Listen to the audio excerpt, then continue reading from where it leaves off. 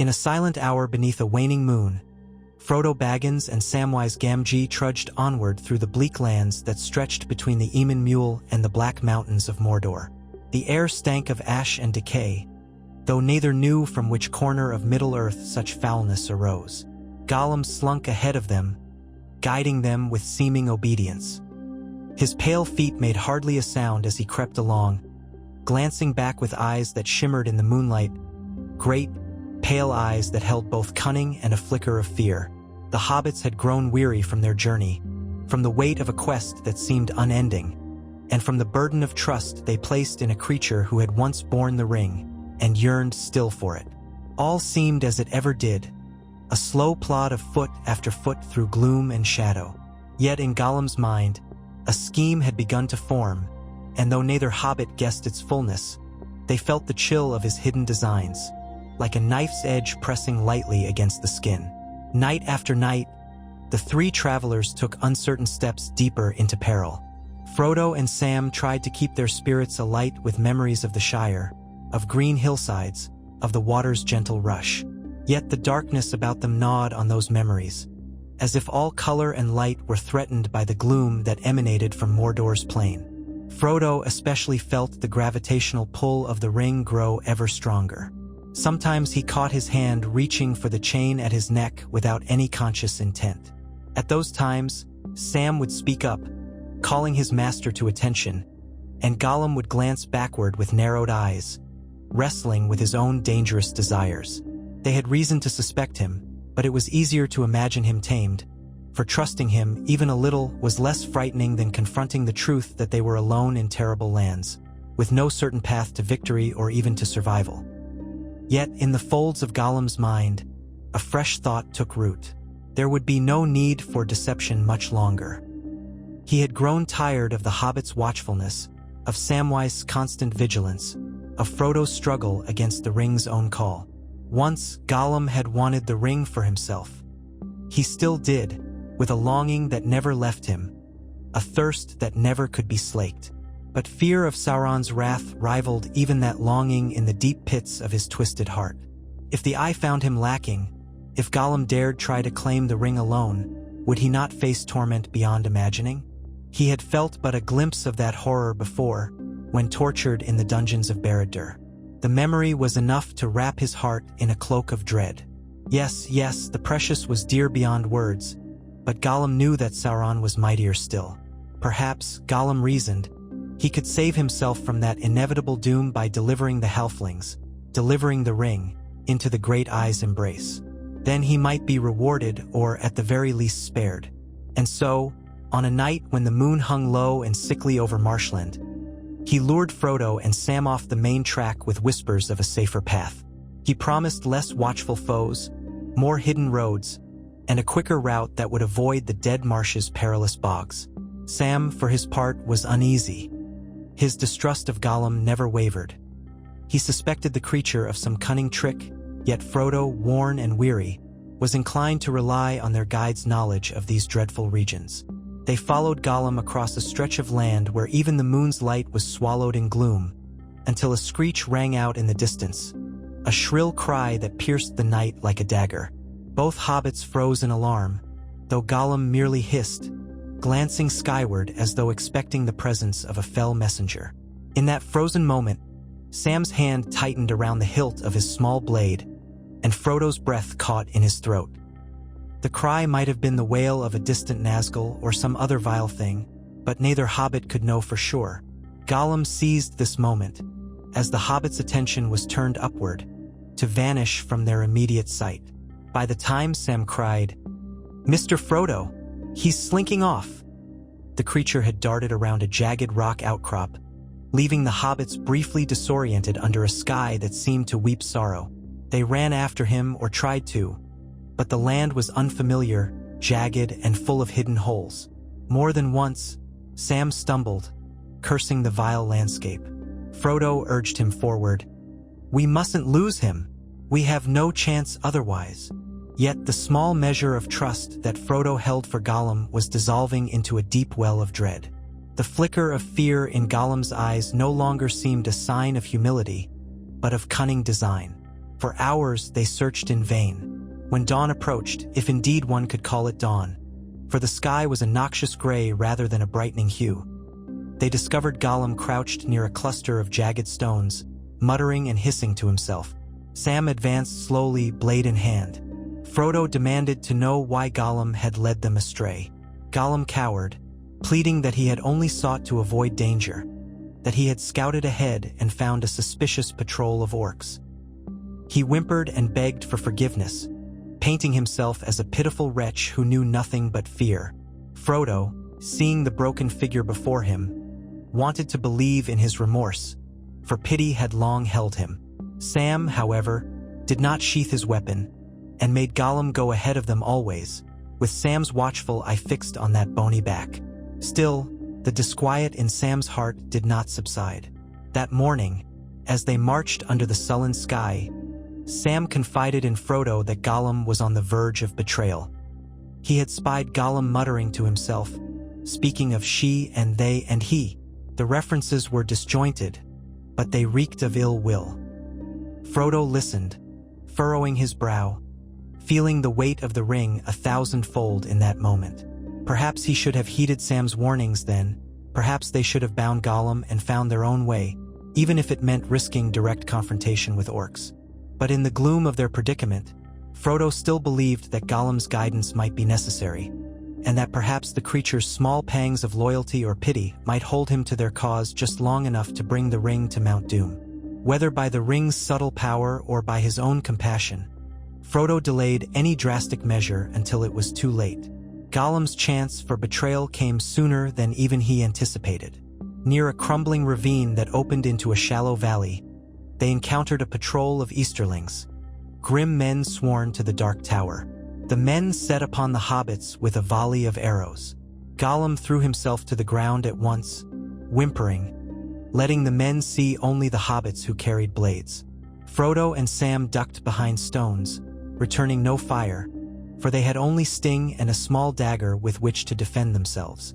As the Easterlings approached, Gollum slithered behind them and hissed words that the hobbits could not understand.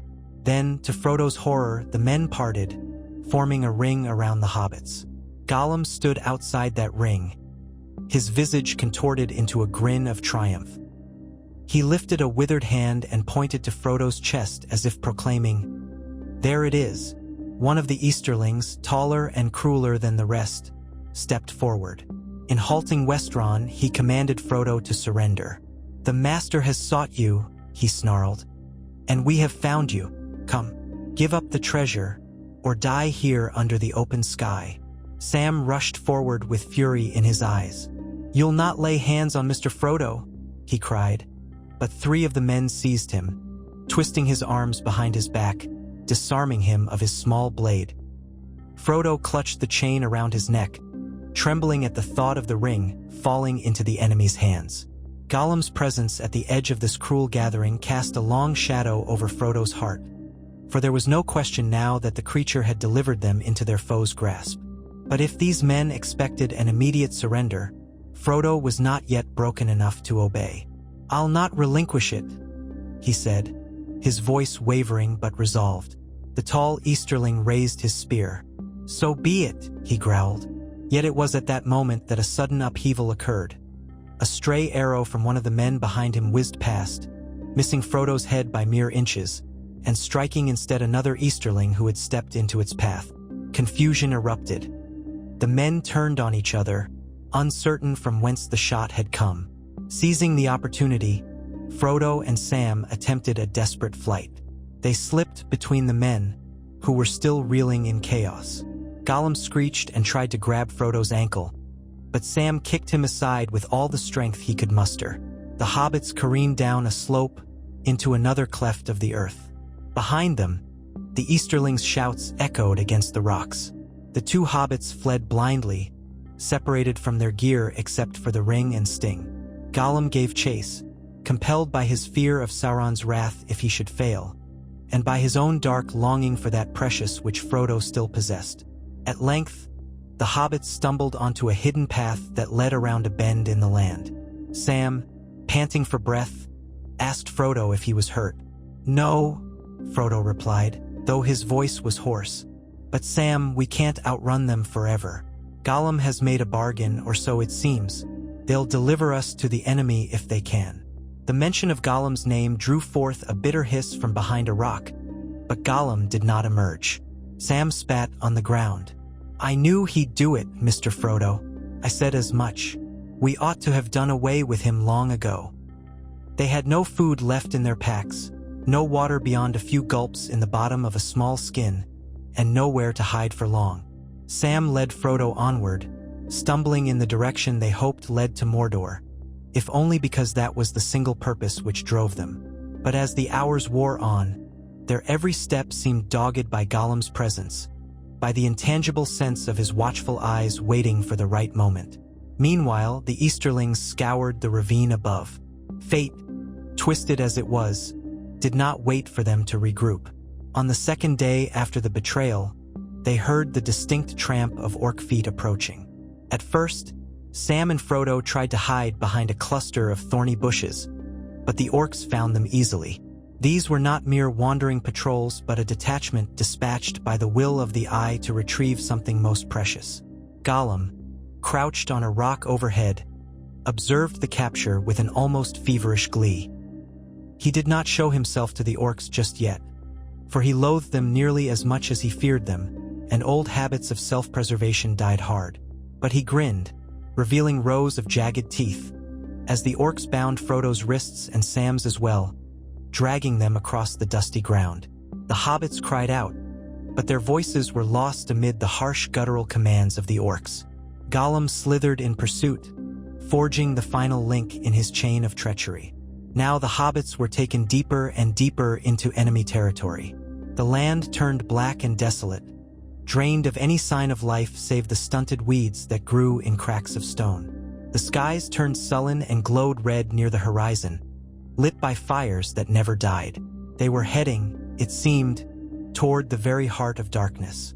Sam tried in vain to slip his bonds or find a moment to free Frodo, but the orcs kept them under constant watch, and to attempt an escape would be certain death. So they marched, day and night, though one could scarcely tell the difference beneath the gloom that cloaked Mordor's skies. At length, they came within sight of the great walls of that land, where tall gates of iron and stone rose like the jaws of a ravenous beast. Frodo staggered from exhaustion. The orcs whipped him forward. Sam, half out of his mind with grief and rage, received the same cruel treatment. In his bitterness, Sam cursed Gollum's name, wishing he could strangle the creature. Yet he felt a pang of guilt too, for he had never wanted such cruelty to fill his own heart.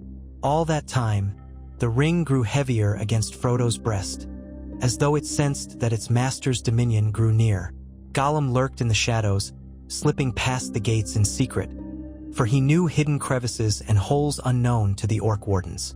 Never did he relinquish his vantage, for some small hope of retrieving the ring still burned in him like a fever. But he also feared Sauron's wrath. If he failed to deliver the hobbits, he would be lost. If he succeeded, then perhaps the great I might show him mercy. Or perhaps Gollum might manage to glean the precious out from under the Dark Lord's watch, though that was an ever-diminishing dream. Fear conquered greed in his cringing soul, and so he became the vile herald of the hobbits' doom. When at last Frodo and Sam were led through the gates, they saw the wide plain of Gorgoroth stretching out, a wasteland of charred rock and swirling ash. Tall spires of the enemy's fortresses loomed in the distance, and the ground trembled with hidden fires. Beyond all, looming like a black crown, rose the mountainous teeth of the land, with Orodruin, the mountain of fire, lifting its shoulders against the poisoned sky. One last flicker of hope sparked in Frodo's mind at the sight of Mount Doom. If only somehow he could break free, if he could summon some final measure of strength to fling the ring into the fires, fulfilling the quest. But he was bound, bruised, and heavily guarded. The orcs dragged them through the plains until they reached a fortress overshadowed by an iron tower. Within, the hobbits were locked in a barren cell with no window to the outside. At times they could hear shrieks, at times clangs of metal. Sam's head fell into his hands. He whispered, "Mr. Frodo, I'm sorry. I'm so sorry. I shouldn't have let that vile creature near you." Frodo only squeezed Sam's shoulder in reply, for words of comfort had fled him. It was from this dark cell that the hobbits were eventually summoned. Orcs came, unlocking the door. They were marched, still bound, though Sam had lost feeling in his hands, to a grand, cavernous hall. Torches lined the walls, flickering red and hot. At the far end of this dreadful chamber, beyond rows of Orcish guards, stood a figure cloaked in black. A crown of iron gleamed upon a helmet-like visage that seemed shaped by malice incarnate. It was not the eye alone, but a physical presence that emanated dread. The figure's height was monstrous, and from within the darkness of the hood or helm, a cold and merciless awareness peered forth. The hobbits knew in their hearts that they gazed upon the Lord of Mordor made manifest, and their spirits quailed. Sauron's voice, if it could be called a voice, rumbled like thunder in a nightmarish storm. His words echoed in their minds more than in their ears. "At last, the thieves are brought to me," he said, or willed them to understand. "And the ring that was taken, where is it?" Frodo felt an almost irresistible compulsion to thrust the ring forward, to place it in those terrible hands. His soul warred with itself, and for an instant, he clutched the chain so tightly that it bit into his flesh, bringing forth beads of blood. Sam stood by, helpless and furious. Orcish spears pressed against his back, forbidding any movement to defend his master. Gollum slid forward, cringing but exultant, pointing his scrawny hand at Frodo. "He has it, yes, yes he does," Gollum squeaked, as though offering up a rare jewel. Then Sauron's presence seemed to swell, filling the hall with a weight of terror. "Give me what is mine," he intoned. Frodo's shaking fingers fumbled at the chain. Tears ran down his cheeks. The will of the Dark Lord pressed upon him like an anvil, threatening to crush any shred of resistance. Sam cried out, "No, Mr. Frodo, don't." But Sam's protest was drowned in a torrent of blackness that assaulted his mind. Frodo tried in vain to resist. He had endured so much, come so far. Yet the naked power of Sauron, fully aware and wholly concentrated, was not something any mortal could stand against for long. And the ring itself betrayed him, for it yearned to return to its master. With trembling resignation, Frodo drew the chain over his head. He held the ring in his open palm for a moment, as though he might hurl it away or slip it on to vanish. But none of these hopes could come to fruition. Two great orcs seized his arms, forcing them forward. In that moment, all illusions ended. The ring, shining with a malevolent gleam, was taken from Frodo's hand by the Lord of Mordor. A thunderous laugh or roar reverberated across the chamber. Sauron held the ring aloft, and a flash of terrible fire coursed along its edge, as if the letters of the Black Speech glowed once again. Sam cried out in despair, and Frodo fell to his knees, the last of his spirit undone by this final betrayal of the quest. The weight that had so long burdened him was lifted, only to be replaced by a deeper terror, for the burden now shifted into Sauron's hand, and doom seemed to settle upon all of Middle-earth. What happened next was swift and awful. With the ring restored, Sauron's power grew immeasurably. The illusions of might that he had woven before, the terrifying presence he had projected across lands, were but shadows compared to the fullness that now coursed through him. The iron crown hissed with red flames that danced around his head. Great black wings of shadow seemed to unfold behind him, a manifestation of dread power that made the orcs cower and gnash their teeth in abject submission. Gollum, groveling on the ground, covered his face with his hands, both awed and horrified. In his mind, perhaps, he had imagined some moment of reward, but in the face of Sauron's ascendant might, he realized how insignificant he was. The fate of Frodo and Sam was sealed. They were cast into the fortress's dungeons, separated from one another. Sam's last glimpse of Frodo was of his master's white, anguished face as orcs dragged him away. Sam howled, fighting with all he had, but to no avail. The world he had known was gone. The Shire might as well have been a dream. Darkness was no longer just a threat, it was triumphant. and soon that darkness would spread across all the free lands. Meanwhile, Sauron wasted no time in unleashing his renewed might upon the western lands. Armies of orcs, trolls, and evil men began a surge like none before. Led by the Nazgul, who now rode under their master's unstoppable command, these hordes smashed the defenses of Gondor and Rohan.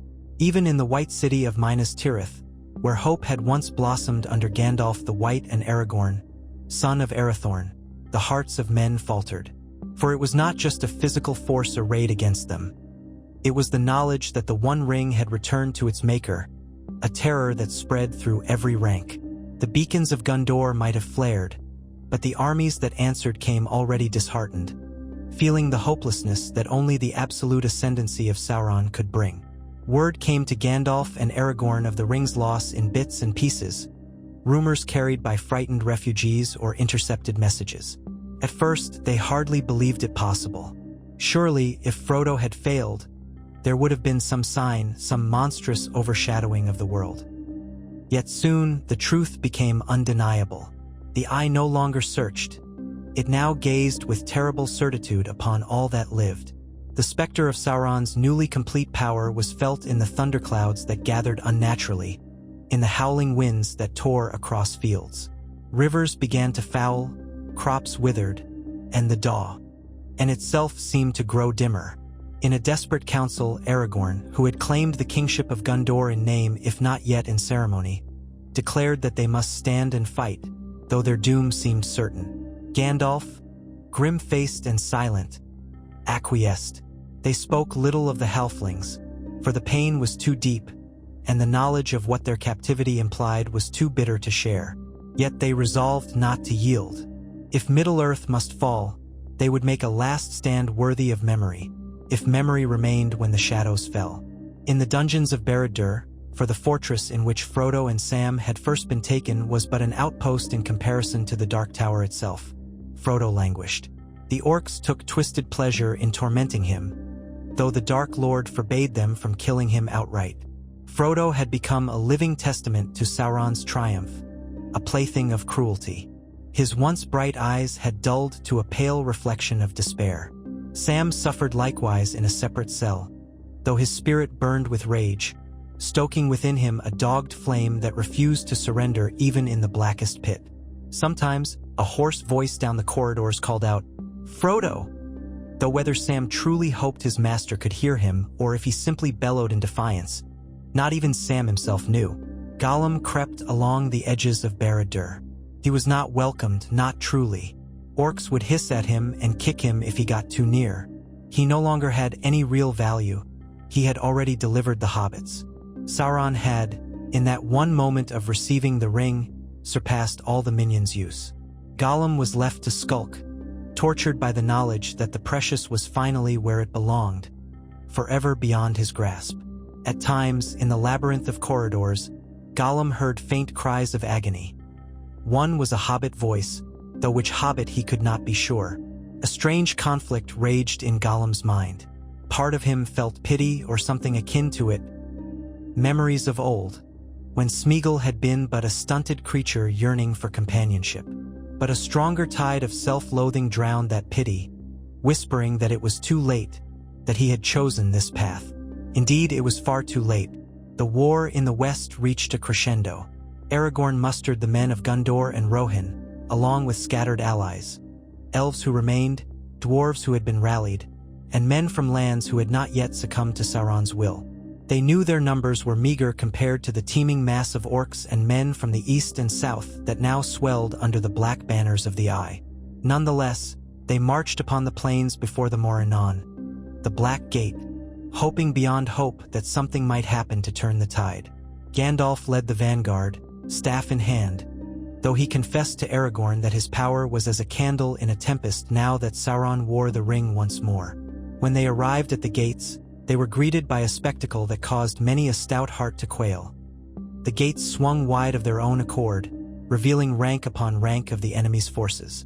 Above them, perched on hideous fell beasts, were the Nazgul, their shrieks splitting the sky.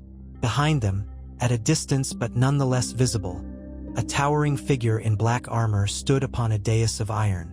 The faint glint of gold upon the figure's hand told all who beheld him that the One Ring had returned to its master. It was not the ceremonious illusions of Sauron, nor a spectral form. He had taken shape in the fullness of his terror, commanding the field. Aragorn raised his sword, Andúril, forging a solitary flame of defiance amid the gloom. He roared his challenge, calling upon the men around him to fight for the freedom of Middle-earth, for the memory of all that was good and green. The armies clashed, steel upon steel, with the crash of iron and the screams of the dying echoing for leagues. The sky grew darker still, though it was midday. Lightning flashed in purple forks across the roiling clouds, as if the wrath of Sauron bent the elements to his will. Orcish horns bellowed, and the men of the west found themselves outnumbered many times over. Yet they fought on with a desperate bravery that can only be born when all else has been lost. Eomer of Rohan led a cavalry charge that tore through the orc ranks before being driven back by monstrous trolls. Imrahil of Dol Amroth led his knights with shining banners, though that shine was soon dulled with the dust of battle. Legolas and Gimli, if they yet lived at that hour, were among the fray, their fates uncertain in the swirling chaos. But no matter how valiant the resistance, the presence of Sauron on the battlefield began to decide the day. Under the weight of his malice, hearts trembled. Some men cast down their weapons in despair. Others fought with a reckless fury, but it was not enough. The Nazgul swooped down, scattering entire units of Gondor's archers. The orcs poured in from flanks, cutting off supply lines, slaying men who had neither the strength nor the morale to hold fast. Gandalf, shining white amidst the black swarm, unleashed spells of dazzling brilliance, but each stroke of his staff was met by a deeper wave of shadow that billowed from Sauron's outstretched hand. The wizard's face was carved with sorrow, for he knew that with the One Ring back in Sauron's possession, the scales had tipped beyond mortal strength. A world of men, dwarves, and elves had come to stand at the brink, and now teetered precariously, about to be swept away. Even so, the defenders of good did not yield easily. Aragorn, clad in the regalia of kingship, rallied the last corps of loyal knights. They formed a circle, a shield wall of desperation, around their newly crowned leader. Arrows rained upon them, spears clashed against their armor. Though many fell, Aragorn pressed forward, determined to meet Sauron face to face, if that was to be his last act. At the cusp of their approach, a dread hush fell, as though all other noise died away. Sauron himself strode onto the field, a great shadow, towering over any living man. The ground quaked beneath his footsteps. With a contemptuous swipe of a massive mace, he flung aside the front rank of knights, their armor crumpling like tin. Aragorn, undaunted, raised Andúril and called upon Elendil's name. The blade gleamed with an ancient light, and for an instant, a faint memory of defiance shone in the hearts of those who witnessed it. Yet Sauron merely laughed, a sound that caused men's hearts to quiver. He lifted his left hand.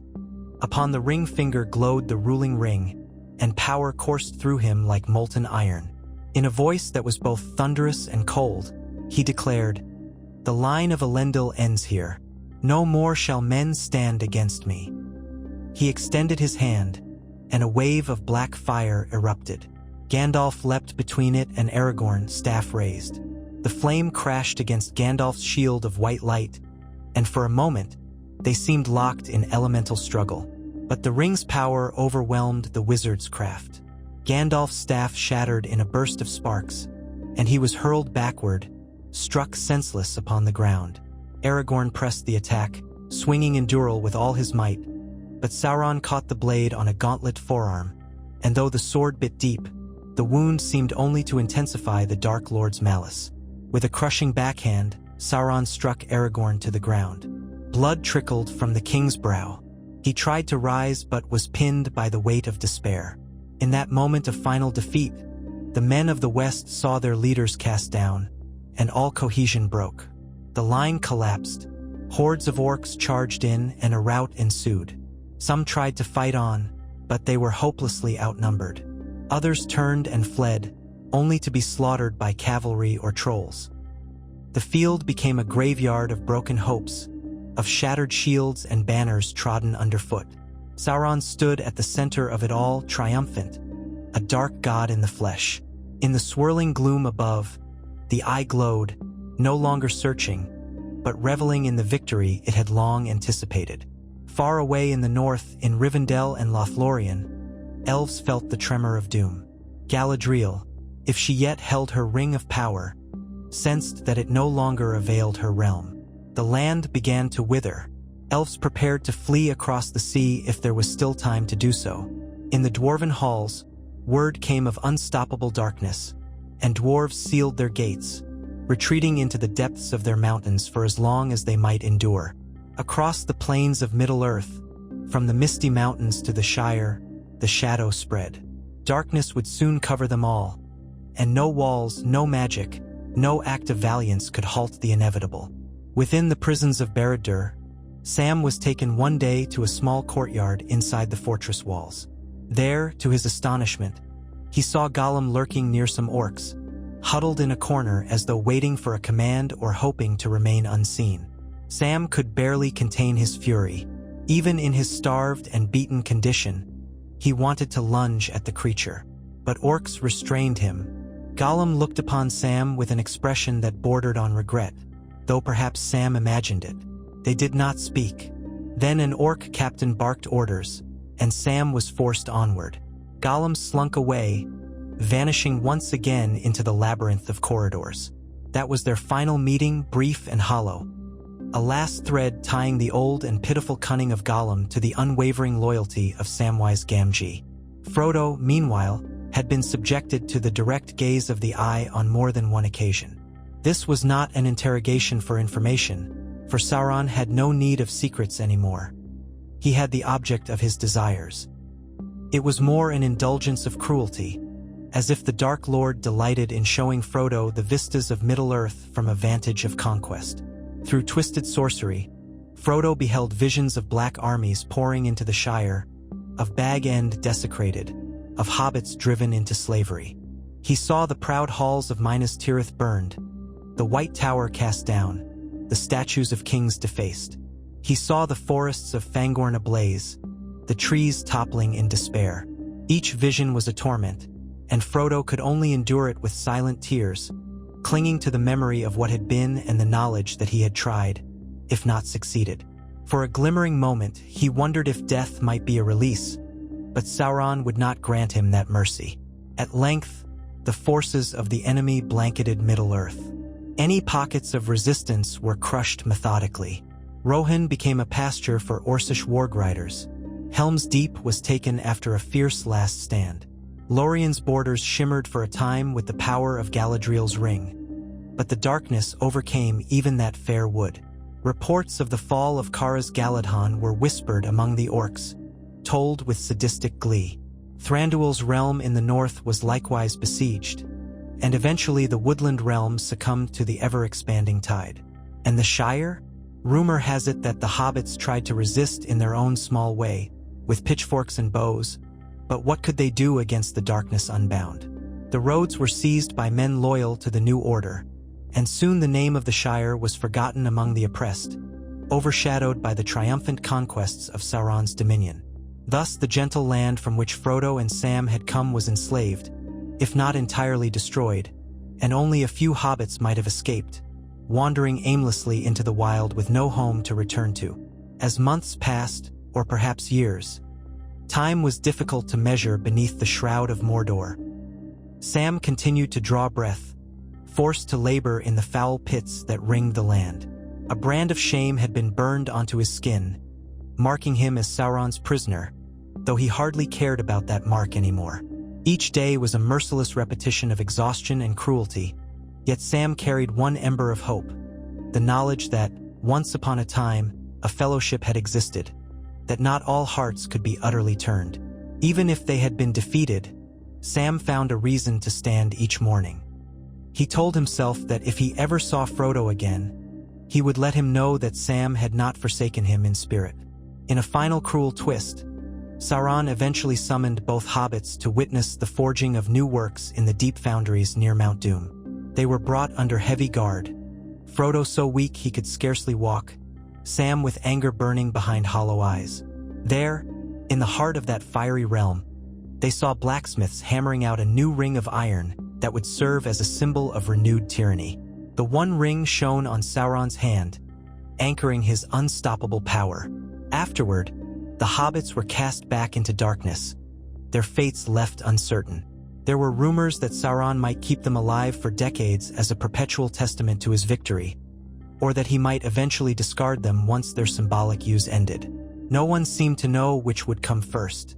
As for Gollum, his ultimate fate remains half-shrouded in the confusion of that dark time. Some orcs claimed they found his body at the foot of Barad-dûr, riddled with arrows. Others swore he had been seen fleeing into the cracks and crevices around Mount Doom, babbling madly to himself. Still others whispered that Sauron had eventually claimed him, torturing him for sport, then casting him aside. Whatever the truth, Gollum never again emerged to shape the destiny of Middle-earth. His betrayal had made him an agent of darkness, and in the grand scheme of evil that followed, he was as insignificant as the snuffed-out flame of a single candle in a world engulfed by night. And so Middle-earth was remade under the iron fist of a triumphant Lord of the Rings. All the bright realms, the hidden refuges, the valiant hearts, were soon extinguished or enslaved. The dwarves retreated into their halls, seldom seen again. The elves fled over the sea, those who could, while others faded or were trapped in pockets of resistances that could not stand long.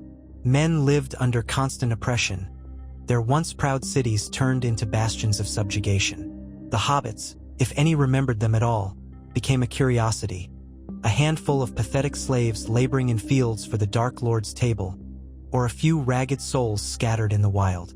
No tales were told of the day Frodo and Sam almost succeeded. No minstrels sang ballads of their near heroism, for minstrelsy itself became suspect under the all-seeing eye, unless it sang praises to the might of the Dark Lord. The memory of the Fellowship of the Ring, once a beacon of hope, survived only in secret whispers passed among the enslaved peoples, who spoke of it as a fleeting dream of better times, like a single star glimpsed through choking smoke. But even those whispers grew faint as the years rolled on, overshadowed by the new order that claimed dominion over life itself. Some say that in the uttermost west, beyond the seas, the Vala grieved, sorrowful that they had not intervened more directly. Yet their designs were always beyond the reckoning of mortals, and perhaps this turn of events was inevitable once the ring-bearer was undone. The tragedy of it lay in the thin line between success and failure, a line eroded by a creature's cunning born of fear. Gollum's betrayal, earlier than in the true telling of the tale, delivered the precious into the hands of its maker before it could be unmade. And thus, the fragile tapestry of hope was torn asunder, replaced by an age of darkness. Yet in some corner of that darkness, in the hush of a starless night, one could imagine a faint light, a small candle flickering. If any free folk yet drew breath, if any hobbits or men or elves or dwarves refused to yield in their hearts, then perhaps that candle would not be extinguished. Perhaps in the far future, when all seemed irreversibly lost, some glimmer of defiance might spark anew. But for now, all was shadow, and the memory of Frodo's quest to cast the ring into the fires of Mount Doom lingered like an unhealed wound on the face of the world. For the question, what if, was answered by the dreadful reality. Gollum's betrayal, coming too soon, gifted Sauron victory. In the end, Middle-earth fell into a darkness from which it would not soon return. Through the blasted landscape, Sauron's armies continued to march, unstoppable, enforcing his will in every corner of the continent. The black banners bearing the eye fluttered over ruined keeps and desolate villages alike. The once grand architecture of men was twisted into monuments celebrating the tyranny of Mordor. In isolated pockets, perhaps a defiant archer let loose arrows at an overlord, or a wizard of lesser art strove to shield a mountain hamlet. But these flames of defiance were snuffed out sooner rather than later. Hope itself became a memory, a faint echo of times long past. Yet in the hearts of some, be they men, dwarves, or wandering elves, there remained that last intangible spark. Legends might speak of it in hushed tones, that as long as one soul resisted, the shadow was not entirely complete. If that is solace or a final cruelty, it is beyond telling. But the world knew darkness greater than any since Morgoth's age, and the downfall of the West was nearly absolute. And there, in the silent recesses of Barad-dûr, two hobbits lingered. Their spirits broken, bodies frail, they had only the consolation of each other's memory. Though separated, each clung to the thought that the other might still be alive somewhere in the dark. In a fitful sleep, Frodo might recall the taste of strawberries and cream, or the sound of the Brandywine River lapping at its banks, or the warmth of Gandalf's voice in Bag End. He would awaken to gloom, to the scraping of iron doors and the hiss of Orcish voices. Yet that memory was not entirely erased. Perhaps in some far corner of his battered mind, Frodo still carried a flicker of the Shire, a reminder of what once was good and free. Sam, if he yet lived, carried a similar ember, fueled by his unyielding devotion. He might recite snatches of old tales under his breath while hauling stones or forging weapons for the enemy's armies. His captors mocked him for his mumblings, but Sam kept them close, as if those words were an incantation that might keep him from succumbing to despair entirely. And Gollum, whether he perished or slunk away into some hidden lair, he remained a cautionary ghost whose choice had sealed the world's doom. He had once been Smeagol, then Gollum, and at the last, a twisted pawn of a power too great to fathom. The sorrow lies in the knowledge that once, in another thread of fate, he might have saved them at the final hour, inadvertently leading to the destruction of the ring. But not in this tale. In this darker tapestry, Gollum's betrayal came early, and the story of redemption never unfolded. Thus ended the War of the Ring with Sauron's triumphant dominion over Middle-earth. Night drew across the land like a suffocating shroud. No eagles came to rescue, no hidden armies appeared at the last moment. No ring was cast into the fires of Mount Doom to break the Dark Lord's power. The forging of new weapons under his hand continued unabated, and each of the free peoples tasted the bitterness of defeat. History might record it as the age in which all hope was lost, a cautionary tale about the fragility of good intentions and the power of a single betrayal. For in the end, it was that small, fateful act, Gollum turning on Frodo and Sam sooner than he might have, that tipped the scales and delivered the ring before any chance of destroying it. In the silence that followed the final battles, only the slow grind of industry under Sauron's lash remained. Smoke rose perpetually from the forges, skewering the heavens. No star or sun broke through the poisonous clouds. Birds no longer sang in the scorched forests, and the rivers ran foul. And in the ruins of the White City, or at the black gates of Mordor, or in the haunted glades that once were Lothlorien, the wind carried the faintest echo, like a sigh, from those who remembered what might have been had the hobbits reached Mount Doom. Yet that sigh vanished into the gloom, leaving only the iron rule of a lord who no longer had need to conceal himself, for he had won, and his victory was absolute. And so the tale stands, a grim reflection of the power of the ring and the peril of trust betrayed. No subheading or triumphant flourish could lighten the darkness that fell upon Middle-earth in this imagining. For what is a world without hope, but the husk of a story that ends in sorrow? And though these words come to a close, the dominion of Sauron in this tale has no simple resolution. The wheels of his dark will grind on, day after day, age after age, until the light of the Vala might, in some unimaginable future, intervene. But the free peoples of Middle-earth would not live to see that day. They fell under the ring's shadow, delivered at last by Gollum's treacherous hand, long before the fires of Mount Doom could cleanse the world of that accursed gold band.